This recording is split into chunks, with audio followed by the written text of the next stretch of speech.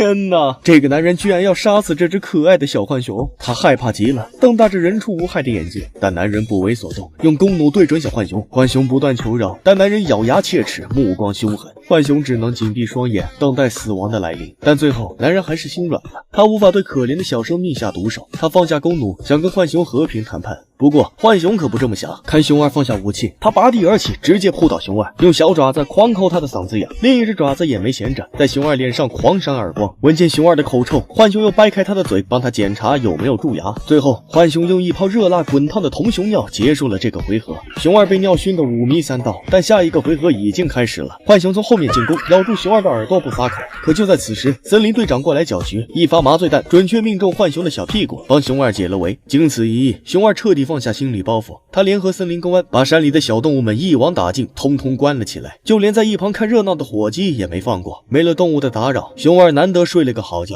但是等他来到门外，看到空荡荡的花园，听着周围静悄悄的，没有任何生气，却怎么都高兴不起来。回到家里，熊二正为森林庆典的事情头疼，儿子突然进屋，质问熊二为什么要抓走小动物。熊二解释说，动物一直在跟开发商作对，必须让他们安静几天。儿子对爸爸的唯利是图感到十分失望，摔门走人。被儿子误解，熊二心里很难过。他其实很善良，就算浣熊差点把他整死，他也狠不下心扣动弓弩的扳机。但家人却不理解他的苦衷。于是熊二来到关押动物的营地，想散散心。他看到浣熊被关在笼子里，没了往日的神气，正要开口嘲讽，突然熊二却发现浣熊竟然也有2个孩子。熊二愣住了，他想保护自己的家人，浣熊也何尝不是如此呢？看着可爱的浣熊宝宝，熊二陷入了沉思。第二天，森林庆典如期举行，印度土豪前来视察，他对这里的环境相当满意，果断答应给钱。不过土豪有个要求，必须把这里的动物全部杀掉，减少麻烦。熊二没想到土豪会如此残忍，他偷偷来到关押动物的地方，打开了所有的笼子。既然土豪要赶尽杀绝，那就让他先尝尝动物复仇的滋味。在浣熊的组织下，重获自由的动物们毫不含糊，立马开启动员大会，敲定了一条又一条复仇计划。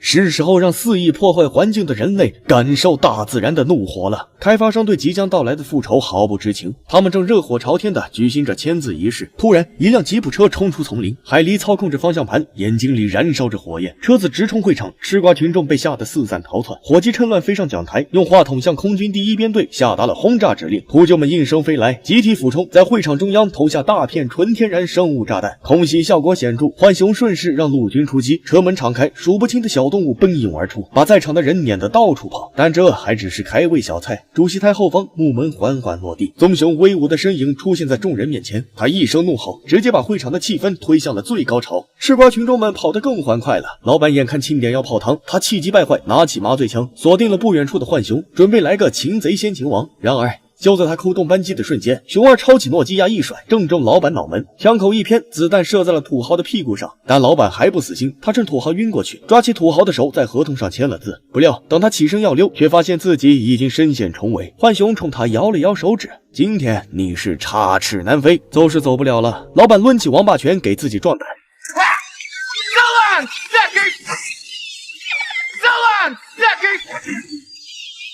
然而黑心老板自投罗网，动物们纷纷站进去，把他揍得惨叫连连。森林开发项目泡汤，浣熊和熊二的恩怨也一笔勾销，他们相视一笑，回归了各自的家庭。